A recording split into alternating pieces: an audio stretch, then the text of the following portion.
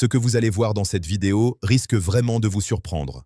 Ici, on décrypte l'actualité politique africaine avec des faits, du contexte et surtout, une vision claire. Abonnez-vous dès maintenant et activez la cloche.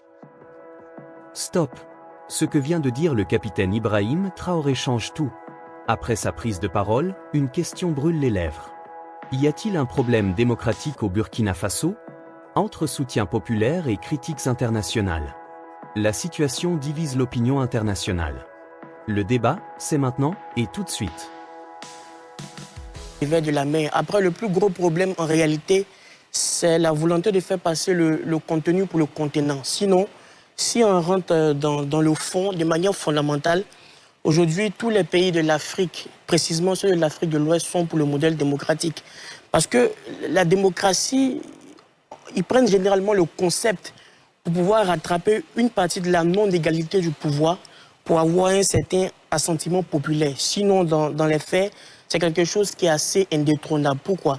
Il y a deux éléments qu'il sera très difficile pour nos frères du Burkina Faso, du Mali et du Niger de nier. La première chose, c'est que historiquement, les pays de l'Afrique de l'Ouest aussi ont toujours emboîté un processus démocratique. Quand par exemple on prend la charte de Kouroukanfounga, que le capitaine lui-même a mentionné, c'est 712 ans avant la Déclaration universelle des droits de l'homme. Donc c'est des éléments qui existaient déjà. Et le plus gros problème, c'est en fait l'analyse parallèle. Lorsque généralement ces dirigeants-là parlent, ils vont prendre par exemple des pays comme la Libye, etc., prendre en fait un certain nombre de raccourcis. Mais pour moi, cette question-là, il faut revenir à ce qui est assez fondamental. D'abord, la démocratie, d'abord même par rapport à sa définition étymologique, Demos Kratos, pouvoir au peuple, je ne pense pas qu'aujourd'hui, les Burkinabés pensent autrement que le pouvoir doit être au peuple. Donc si on est d'accord que le pouvoir est au peuple, cela nécessite que le processus de désignation des dirigeants passe par le peuple. Donc tout leader qui viole le peuple par un processus de désignation autre que les unes n'est plus d'un modèle démocratique. Et je ne pense pas que c'est ce que les populations ouest-africaines veulent. La conséquence de cet événement, c'est qu'on rentre dans une légèreté cyclique qui donne beaucoup de coups d'État et qui retarde les pays. Par exemple, aujourd'hui, Ibrahim Traoré est fâché, il fait un coup d'État. Paul-Henri Damiba est fâché, il fait un coup d'État. Blaise Compaoré est fâché, il fait un coup d'État. Thomas Sankara est fâché, il fait un coup d'État. Jean-Baptiste Ouedraogo est fâché, il fait un coup d'État. Lamizana est fâché, il fait un coup d'État. Sey Zerbo est fâché, il fait un coup d'État. Même le père de la nation, Maurice Yameyogo, n'a pas été épargné. Donc on commence à créer un discours qui nous fait prendre beaucoup de retard dans le processus de développement des peuples. La deuxième conséquence, c'est par rapport aux critères de la démocratie. Les critères de la démocratie, avant même de parler des critères, la clé, c'est la loi. La loi doit être générale et impersonnelle. Comme je le disais tantôt, je ne pense pas qu'aujourd'hui, il existe un Malien, un Burkinabé ou un Nigérien qui pense que la loi doit être taillée sur mesure. Je ne pense pas qu'aujourd'hui, il doit y avoir des Maliens supérieurs et des Maliens inférieurs, ou des Burkinabés supérieurs ou des Burkinabés inférieurs. C'est évident. Donc, quand on épouse la démocratie, on épouse le modèle de la loi qui est censé être général et impersonnel. Quand on viole la démocratie, on se retrouve dans un état où finalement, par exemple au Burkina, c'est plus la loi, mais c'est la loi, c'est plus la loi, mais c'est sa loi. Parce qu'il y a une grande différence. La loi, c'est l'ensemble des normes juridiques qui encadrent la cité. Donc quand vous venez d'un processus où vous violez la loi pour installer une autre loi qui n'est pas la loi fondamentale, en violant les mécanismes de changement de la loi, ce n'est plus la loi, c'est votre loi. Donc vous êtes dans un pays où en réalité il n'y a plus de loi. Parce que la loi est consciente que tout bouge, tout évolue, tout est dynamique. Donc la loi met en son sein un processus légal de modifier, rafistoler, améliorer en fonction des enjeux contemporains. Et lorsqu'on balaie tout ça du revers de la main et on crée une loi assez légère par rapport à quelque chose d'assez léger, ça crée beaucoup de coups d'État sur des décennies et ça retarde les nations. Ce qui se passe en ce moment mérite vraiment qu'on s'y attarde. Parce que derrière les annonces officielles, il y a souvent des décisions, des stratégies et des enjeux qu'on ne voit pas tout de suite. Et pourtant, c'est justement là que tout se joue. D'accord. Eric Bayala, dire que la démocratie n'est pas faite pour les Africains, c'est pas notre priorité. Est-ce du réalisme politique à vos yeux ou un aveu d'échec tout simplement du capitaine Ibrahim Traoré? Oh, mais Ali, moi je pense, je voudrais déjà convoquer, si vous voulez, une analyse anthropologique et sociologique du fonctionnement des peuples. Allez-y. Vous voyez, vous prenez un pays comme la Côte d'Ivoire, le Burkina Faso, le Niger, c'est-à-dire vous avez plus de 20 ethnies Et chaque ethnie a son caractère, dans son caractère sociologique, Son mode de désignation. a son de mode chef. de désignation de son chef.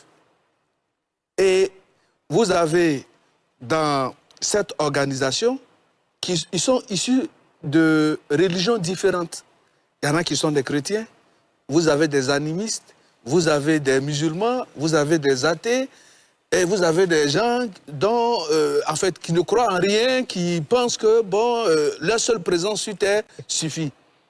Et à tout ce monde-là, on demande de trouver un mode, un mécanisme de fonctionnement pour qu'on puisse s'entendre. Vous voyez, généralement, les musulmans se retrouvent dans les mosquées pour adorer Allah subhanahu wa ta'ala. Les chrétiens se retrouvent dans les églises, dans les lieux de culte, les féticheurs autour des bois sacrés. Mais quel mécanisme de gouvernance on peut mettre en place où tout le monde peut être d'accord?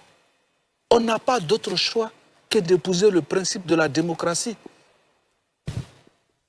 Et cela est d'autant plus important dans la mesure où la démocratie en elle-même instaure le mécanisme de l'alternance. Et donc, si un groupe a été porté au pouvoir aujourd'hui à partir d'un idéal, d'une vision qu'il a développée, mais à un moment donné, tout le peuple est convoqué au tribunal pour apprécier l'action et la vision qui est menée par ce groupe. Si on estime que ça n'a pas porté, en ce moment-là, la possibilité est donnée par une autre catégorie aussi de personnes qui a une autre vision de s'essayer à la chose de la gouvernance. Donc c'est en cela que la démocratie, on n'a pas d'autre choix que d'épouser la démocratie pour la gouvernance de nos nations. Parce que là où la démocratie est congée, les peuples restent aliénés.